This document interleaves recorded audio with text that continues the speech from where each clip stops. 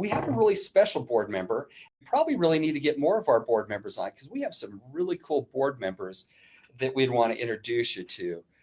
But a number of months ago, as a board of directors, we were meeting and we talked about the need of having more women's, well, a woman's voice and more women's voices on our board of directors. And as we sat and talked about it and looked at the characteristics of new board members that we'd like to add, Gary Morrow, who's our chairman of the board, he said, you know, I know a really unique person that is not in direct selling, but could be a powerful voice on our board. He said, she's a movement maker. She's one of the most sought after motivational speakers on the planet. She's a New York Times bestselling author, and she's a biohacker. And I'm like, who is this woman that you're talking about? And he said, Erin Brockovich. And I went, Erin Brockovich, the one that they made the movie about, a while back. And if you haven't seen it, go get it. It's with Julia Roberts, Erin Brockovich, great movie. And I said, wow, that was not something I was expecting. But as all of us thought about it, it was a biohacker, movement maker, motivational speaker, best-selling author. And so she flew in and met with us. And I have to say, she is just a powerful, delightful person to get to know. And I look forward to getting to know her over the coming years. And I think she'll bring a lot of excitement and new ideas to our board. Let me just read to you a little bit about her. I mentioned that they did make a movie about her. And as you remember from that, she became acquainted with a lawyer named Ed Masry. And that seemed to have changed, that relationship changed both of their lives. Erin had met him. She had been injured in a car accident. And that's where she got to know this attorney. And she eventually became a file clerk in his law firm. And it was due to Erin's exhaustive investigation that uncovered that PG&E, or Pacific Gas and Electric, had been poisoning the small town of Hinckley's water for over 30 years. It was because of Erin's unwavering tenacity that PG&E had been exposed for leaking toxic chromium-6 into the groundwater.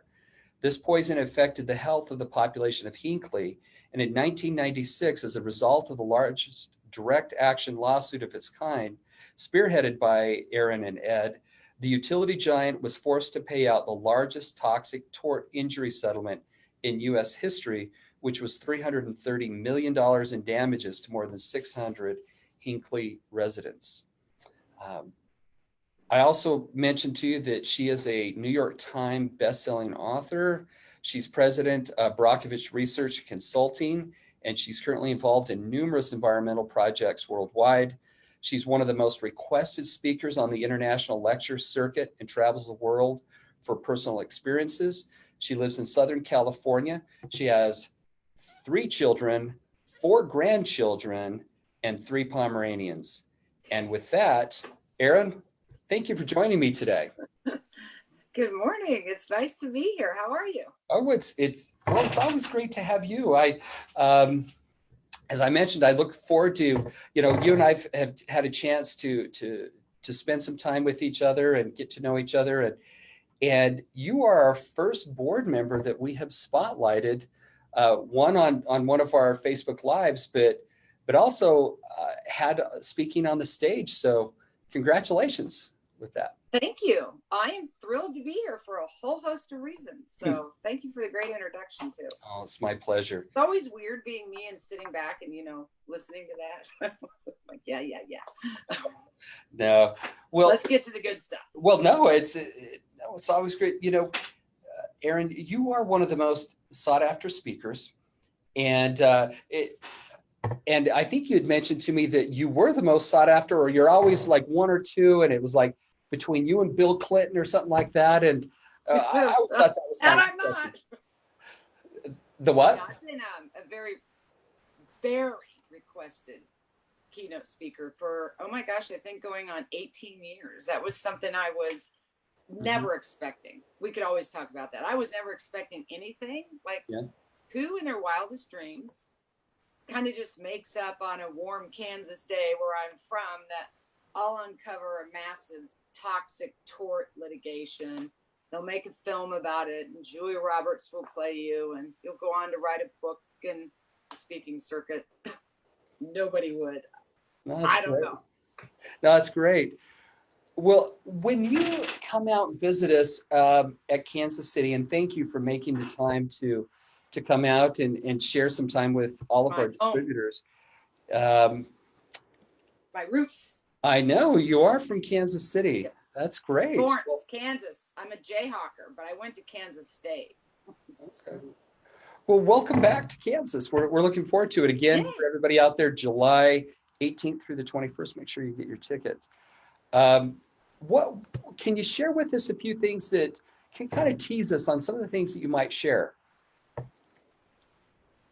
Probably a lot of the mentors in my life. You know, I had a lot of struggles in school. I'm a dyslexic, and I had two amazing parents, and everything that they taught me and I learned that I've applied to life, I'm here to tell you it works. I'm a real person. I know that there's always these ideas that she was in Hollywood or this or that. And I've enjoyed the film from the perspective that it created so much awareness for things that were going on then that we don't know about that are continuing on today. And it's everyone's perception of who they believe I am or I'm not always kind of giggles me. You know, my son and I were talking about people who win the lotto. Everyone says they changed, but it was really everyone around them whose perception kind of changed, and they're still the same person. And I am still that same person, that girl that grew up in Kansas, and things that I learned and applied from my parents, I'm here to tell everybody works. One of the things I'm going to talk about is stick-to-itiveness. I learned that from my mom. It's an amazing word. People often don't really know its definition. It's noun, propensity to follow through in a determined manner, dogged persistence born of obligations. And that's all of us. And if you can find, you know, I think all of us are stubborn, we're persistent, we're determined, we have obligations, we know what we want to meet. We just lose that drive sometimes. And I want people to know they're their best ally. They don't need a hero. They can be that hero. And if you can tap into this person, what you can achieve is amazing. And that's really what I want to focus on while I'm in Kansas City. I was really privileged to pass the Olympic torch. And I really wanted to learn, what can I offer others? I don't want to sit here and talk about Erin Brockovich. I want to pass on tools and things that are useful to everybody, and that they can pick up the torch and be in charge of their own life. That's what I'm going to talk about in Kansas City. And I'm going to be really strong, because I'll be standing on my rooted ground where I'm from. You'll be the home team in there, in your own place. You know, yeah. I like the idea of this stick-to-itiveness, because, you know, as I look at the direct selling industry that we're part of, and even with LifeVantage, where we find, I would say that one of the greatest challenges as an industry and as a company that we face is probably stick-to-itiveness. Typically, when we see the greatest drop-off of people, you would think that, you know, when people invest and they come in to start their own business, that you would try it for a period of time and, you know, give it all that you can for a number of months. And then maybe sometimes people fail. You'd think, you know, they might try it a year or two. The greatest drop-off that we have statistically is between the moment that they sign up and the moment they place their first subscription order with us, their first follow-up order. So it's a period of time when you haven't even had a chance to really try the business. Mm-hmm. And so I think that stick-to-itiveness, that, and I was trying to take notes, that the definition you gave was, I can't remember, a dogged passion or something, so it was very applicable. And I think I'll give it to you again. It's okay. definition, noun, Okay. propensity to follow through in a determined manner, dogged persistence, born of obligation and stubbornness. Ring a bell with many people? I'm sure it does. No, it's great. It's perfect. I think that topic's going to be wonderful for us. Well, Erin, can you talk to us a little bit about, in the same sense, when Gary had brought up your name and said, I know someone, and as we began looking at who you were as a person and your passions and from what we could see, and biohacking, speaking, writing, really starting movements and driving movement, because more than just a company, LifeVantage, we're driving a movement. We're a biohacker movement that we're driving worldwide. And we're driving entrepreneurialism and the ability of people to take control of their own lives. These are the movements we're pushing. We thought you would be a wonderful fit for us. What was going through your mind as some company named LifeVantage out of Utah approached you and said, "Hey, we'd love to have you as part of our board." What was going through your mind? Well, a couple of things. Excuse me, I'm having a lot of eye allergies out here in California today. I've had the privilege of getting to know your chairman of the board, Gary Morrow, and how the whole LifeVantage conversation began with us is I was often intrigued with Gary's health. I care a great deal about my health, everyone's health. Matter of fact, when I began my work way back in Hinckley when I was 31 years old, I wasn't even that focused on hexavalent chromium. I was focused on the loss of people's health and welfare. And that was very disturbing to me.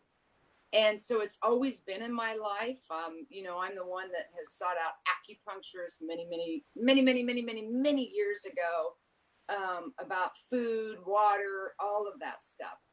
And Gary's very healthy, on the go man. And he got to talking to me about some of your products. And I became very intrigued with the NRF and the oxidative stress and all of those changes, the research that you had done. And so I became very intrigued from that perspective because I felt a real health and wellness,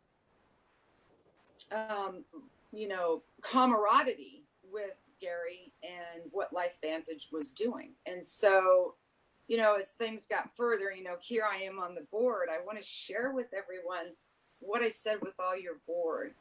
And what I appreciated was the openness and the willingness that every board member shared to think outside of a box.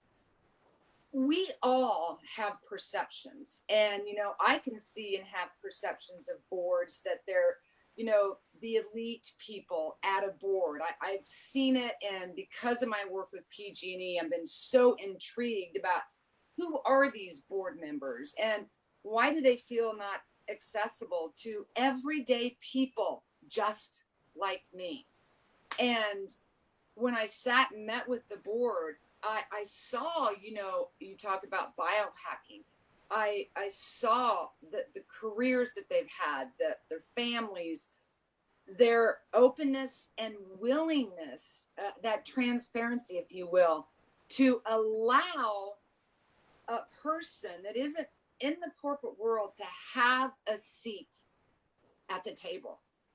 I found that enlightening, encouraging, impressive, exciting. And there's always been this disconnect between companies and people, and they go hand in hand in making everything function and move for the benefit of all. And I saw that in the board, and I just thought, oh, this would be such a great home. and a wonderful opportunity to open that door of having a seat at that table and working together for the betterment of everyone. And that is LifeVantage Board. And I'm thrilled to be a part of it. Well, we're thrilled to have you as part of our board. And, this hand-in-hand relationship that you talked about, I think that's something that is so crucial, especially in our industry, because unlike most companies, how you succeed at LifeVantage is helping other people succeed. The more people you help succeed, the more successful you become as a distributor leader. The more people that we as a company help succeed within the distributor force and our customers makes us a more successful company. So we are going hand in hand. It is a partnership. And there is, we always strive to have that transparency with everyone as to, what our plans are, where we're going, but also to hear directly back from them where they would like to see us go, so that it truly becomes a partnership. So I think that is so exciting. And I think so many of our issues come from, whether we feel suppressed or there's all these divisions. And again, the best way I can explain it is the willingness of the board of LifeVantage to see that everyone, and you talk about your direct sellers, can have that seat at that table, be involved, be active, have access, just everything that you've said. And that's very unique, but that's what, again, I'm going to go back to biohacking, and I kind of bounce around a little because, we have science and medicine, and don't think that I ever think we don't need it, because we do. But there's things that we experience that we know do and don't work for us. And there's almost never been that opportunity to say, wait a second, yes, it does. And to even rise up and question, no, that didn't work for me. And we're all individuals. And so there isn't this broad swath of what's going to work for one will work for all, because of our uniqueness as individuals.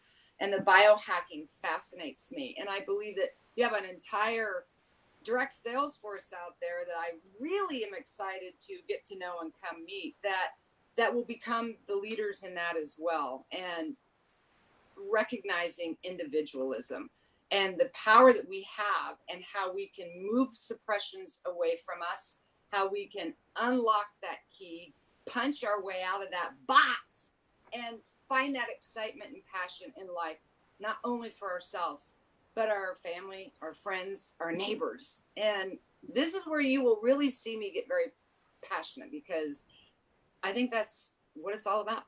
And at the end of the day, when you can follow what almost feels like a natural calling, you'll just be unstoppable. wonderful. Well, Erin, any final words of wisdom? I know that, our time is growing short. Any final words of wisdom before we end, and then we'll see you soon, hopefully in July coming up. Any final words? It's hard to know where to just kick off in a short amount of time. My parting words is I really look forward to meeting and seeing so many people in Kansas City. Remember the word stick-to-itiveness. Life requires that you have it. I'm going to share a whole lot of stuff, but I'm an extremely passionate person. But really what I want to know is if in any way, shape, or form I can pass that torch off to every one of them in that room and ignite them to go out that door and be who they are, and in charge and passionate about their work and their life, and moving forward and sharing the word with everyone else. That would be my parting word. They make a difference. That will be my parting word. And I don't want them to ever forget that. Well, thank you. Erin, it's a pleasure to have you on with us today. Thank you for taking the time out of your busy schedule to join us. And each of you who are watching, thank you for taking the time out of your busy schedules. And I'm sure that along with me, you're looking forward to meeting Erin in person and seeing her at our Kansas City event coming up July 18th through the 21st. So make sure, if you haven't got your tickets, get your tickets. We'll see you there. It's the 10th year anniversary. Erin, again, thank you for all that you've done so far with us on the board and what you're going to do in the future. I think it'll be a great relationship. I do too. Thank you so much. It was great to be here this morning. All right. Have a wonderful day. You We'll too. see you later. Bye, everybody. Bye.